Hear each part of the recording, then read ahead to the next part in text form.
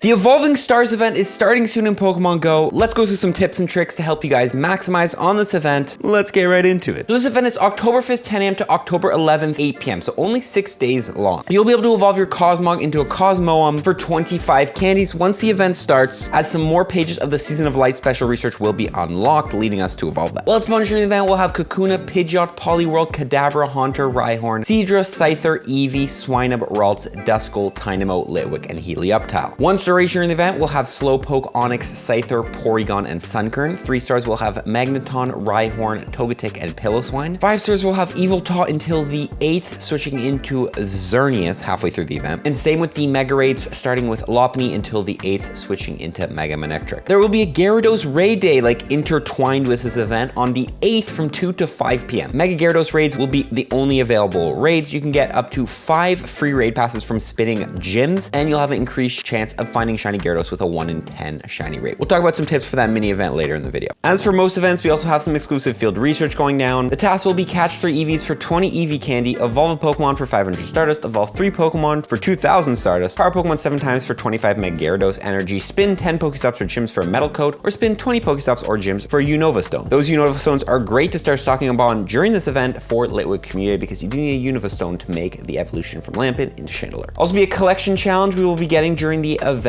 All of them will be on screen. It pretty much just requires you to make a bunch of different evolutions. You get a bunch of evolutionary items, nothing really too complicated. And finally, the new special research, page 4, 5, 6, and 7 of the Cosmic Companion Cosmog special research. All the tasks will be on screen. Now, I do want you guys to note that the first page requires you to catch a Pokemon, and the second page requires you to evolve a Cosmog. So make sure you don't evolve the Cosmog before you get on the second page of the Cosmic Companion. If you evolve it, and then you get on the second page and you can't complete that task, you'd just be in a pickle. Finally, we have some new boxes during the event. They seem to be changing up the boxes very often. I'll put them on screen as you can see right here. The first one, the trainee box, is absolute garbage. Do not buy that, but the other ones are not terrible. You have to check the value on them, but honestly, the box is definitely better than what we had before, so I'm glad the regular better boxes are kind of coming back. With the event details out of the way, let's get right into the tips, starting with the best wild spawns. Now, I call this event a vegetable event because there's not a lot of shiny potentials in the wild, but a lot of these Pokemon are great to catch because they're very meta relevant. Starting with Kakuna, of course, evolving into Beedrill. Beedrill is going to be a Great League Pokemon and a good Mega Pokemon to get. We then have Pidgeotto, which evolves into Pidgeot, not a bad Great League Pokemon, and also good for the Mega form it does have. We then have Poliwhirl, which of course can evolve into Politoed, which is going to be a good Great League and Ultra League Pokemon, as well evolving into Poliwrath, which is not bad in the Great League and the Ultra League. Then have Kadabra, which of course evolves into Alakazam. Alakazam does have the Mega, which is great to prep for through this event. We have Haunter, which of course evolves into Gengar. Gengar is going to be a good Ultra League Pokemon and also does have the Mega form, and Gengar itself can also be used as a Ghost type raid attack. We have Rhyhorn, which evolves into Rhyperior, a great Rock type and Ground type raid attacker for raids. Note, however, you do need Legacy Rock Wrecker on this Pokemon to make it good. We have Seadra evolving into Kingdra, a good Ultra League Pokemon. We have Scyther evolving into Caesar, a good Pokemon for the Ultra League as well, and also does have the Mega form. And you can even prep for Cleavor, a future Hisuian Pokemon, if that ever does come through catching these Scythers. Eevee evolving all the way into Umbreon, a good Great League and Ultra League Pokemon, as well as Eevee going into Sylveon, a good Ultra League and Master League Pokemon, as well as a good Fairy type raid attacker. We have Swinub evolving all the way up into Mamoswine, a great Ice type raid attacker, especially in its Shadow form, and not bad in the Master League. We have Ralts evolving up into Gardevoir. Gardevoir is a good Fairy type raid attacker and also does have the Mega form in the future, as well as Ralts going into Gallade, which is a good Ultra League Pokemon and does have the Mega in the future. We have Litwick going into Chandelure, which is going to be a good Fire and Ghost type raid attacker, and will get even better with his Community Day move it's getting in like 2 weeks. So yeah, there's a lot of meta relevant Pokemon, although not a lot of shiny potentials. A lot of these Pokemon are really good to catch. Now, I do want to point out Kakuna, Pidgeot, Poliwhirl, Kadabra, Haunter, and Seadra are all stage 1 Pokemon, meaning they get you 300 Stardust per catch. This event is also great for grinding Stardust because if you catch all of these Pokemon, they're getting you extra Stardust, throw on a Star Piece. It's just great. You can really grind a lot of these spawns, grind a lot of dust. That's 450 Stardust every time you catch one of these. That's a lot of dust, you know. Let's move right into the raids for the event. The best ones, starting with the 1 stars, we have Slowpoke in there, which of course can evolve into Slowbro. Slowbro does have the Mega form, and it's great to grind for these through the raids, although it's not the best user raid pass. Onix as well is in there, evolving into Steelix. Steelix is going to be a good Great League and Ultra League Pokemon, and also does have the Mega form. We have Scyther, which we already talked about, and that is about it. For the 3-star raids, we have Magneton in there, which evolves into Magnezone, a good Electric type raid attacker and Master League, and even Ultra League Pokemon, although you won't get the PvP IVs through the raids. We have Rhydon Dawn in there, which we already talked about. We have Togetic in there, which evolves into Togekiss. Togekiss is going to be good as a fairy type raid attacker, and in the Master League, it's very strong right now, especially with Dragonite running around. And finally, Piloswine, which we already talked about the Swine. That brings us to the 5-star raid, starting with Yveltal, which is a good Master League Pokemon and a decent dark and flying type raid attacker. Not the best, but not terrible. As well as the new Xerneas. Now, people always thought Xerneas was bad, but with the Season of Light move update, this Pokemon is now going to be very meta in the Master League with Quick Attack. Yes, I know, it's good with Quick Attack. It's crazy. But you can run Xerneas in the Master League. But other than that, Xerneas is going to be a throwaway Pokemon. As far as the Mega raids go, we have Mega Lopunny in there, which is good to get Mega Energy for, so you can have a Mega Boost for Lopunny, as well as Mega Manectric, which is actually the best electric type raid attacker in the game. So great to get Mega Energy and even a good IV. Mega Manectric is not a bad raid boss to go after. Now, while you're catching all these wild spawns and raids, let's talk about how to get a lot of candy for these Pokemon. Starting with, of course, the best Mega Pokemon to Mega Evolve for extra candy. When you Mega Evolve a Pokemon, depending on the Mega level of that Pokemon, you'll get extra candy, XL candy, and even XP for catching those Pokemon. Your number one option, of course, is going to be, of course, go for the raid boss. This is what I like to do, but Mega Evolve Pokemon that gets you extra candy for a legendary raid, because those are the hardest candies to get. When Yveltal is around, you can Mega Evolve these Pokemon, and when Xerneas drops, you can Mega Evolve this Pokemon to get extra candy. Second strategy is you can take a look at the wild spawns, which ones you want to grind. For example, if you want extra XL candy for Kakuna, Haunter, and Scyther, you can Mega Evolve a Mega Beedrill as it hits all those types. If you want extra XL candies for something like Rhyhorn, go ahead and Mega Evolve a ground type like Steelix. It really all depends on what Pokemon you really want to focus on, because the spawn types are such a variety. I'm probably just going to stick with Mega Evolving for the raid boss, but let me know in the comments below what you're going to be Mega Evolving to get extra candy for during this event. You can also use Pineaps and Silver Pineaps during this event to get extra candy. Pineaps multiplying your candy counts catch by 2, and Silvers by 2.344. Great to use those Silver Pineaps on the legendary raid bosses or any rare spawns you might have in the wild that you want a lot of candy for. Quick note, actually, all these stage 1 Pokemon we talked about for extra Stardust get you a guaranteed XL candy when you catch. So if you want a lot of XL candies for like Gengar, for example, catch a lot of Haunters, because you're getting at least one every single time as long as you're above level 30, which is when you unlock XL candies. Finally, once the event is over, trade if you have the opportunity. Hopefully you have a trade partner. I know a lot of you guys don't, but if you trade away Pokemon, you get at least 1 candy, and the further distance between those 2 Pokemon being traded, the more regular candy you get, and if it's over 100 kilometers, you get a guaranteed XL candy. So on these Pokemon you want a lot of XL candies for, this is the best time to catch them all and then trade them all away. There's a lot of meta relevant Pokemon that are good with XL candies here, and you should be, swimming in them once this event ends. Now, Mega Gyarados Raid Day, of course, is going down this weekend, and these are great events. On screen, I will scroll through a bunch of counters for Mega Gyarados if you're wondering. Unfortunately, I do not think I have a counter guide for this Pokemon, but you can go ahead and check this out. And remember, you do get 7 free raid passes, so make sure you just go ahead to local gyms, use them all. You can invite people, of course, or you can just go with a little local raid group. This Pokemon can be duoed if you have the top counter. So really, if you and your friend have good Pokemon, you guys can just walk around and do a bunch of these raids. Mega Gyarados 2 is a great road boss to have. It's going to be a pretty good water type raid attacker and a pretty good dark type. Not the best in either of the typings, but still a very strong Pokemon to have on your team. And also, it is the #1 Pokemon for the Mega Master League. So if we ever have the return of the Mega Master League, Mega Gyarados is a Pokemon you're definitely going to want to have to run, because it's absolutely dominating in that league. Also, if you ever wanted a Shundo in Pokemon Go, raid days are some of the best events to go. Remember, shiny rates are going to be 1 in 10, and the odds to get a perfect IV is 1 in 216. That gives us a 1 in 2,160 chance of getting a Shundo, which, although seems high, is a lot higher than any other method you might grind for Shundos in Pokemon Go. Finally, we'll end it off with some Platinum Medal tips. If you don't need 35 Platinum Medals, go from level 48 to 49 in Pokemon Go. Which ones should you go after? We have 3 simple Platinum Medals, starting with the Scientist Medal Evolve 2000 Pokemon. Now, Kadabra and Haunter are spawning in the wild, and these are trade evolved Pokemon. So if you actually receive a Kadabra or a Haunter from trade from your friend that caught it during this event, it's going to be completely free to evolve this Pokemon. It's great to go ahead and receive those Haunters and Kadabras from trade, and then just spam the evolutions for the Scientist Medal. We also have on the 25th of October from 6 to 7 p.m. Shuppet Spotlight Hour, which is 2 times Evolve XP. So you can actually even just save these free trade evolved Pokemon, spam their evolutions on a lucky egg during that event, and get a bunch of XP. We then have the Rising Star Medal, defeat 150 species of Pokemon in raids. Of course, a full new raid roster during this event. Make sure you raid at least every single one of these Pokemon at least once to get a point towards your Rising Star Medal if you haven't completed it. Finally, the last medal, the Successor Medal, Mega Evolve a Pokemon 1,000 times. There will be field research tasks at Pokestops to get Mega Energy. So make sure you grind those field research tasks to get a bunch of Mega Energy, and then you can just Mega Evolve Pokemon back and forth, grind your Successor Medal. I know it feels like a waste of Mega Energy, but if you want to complete the medal, probably the best way to do it. And that is pretty much it, guys. That is my tips for the Evolving Stars event. Let me know in the comment section below if I missed any tips and there's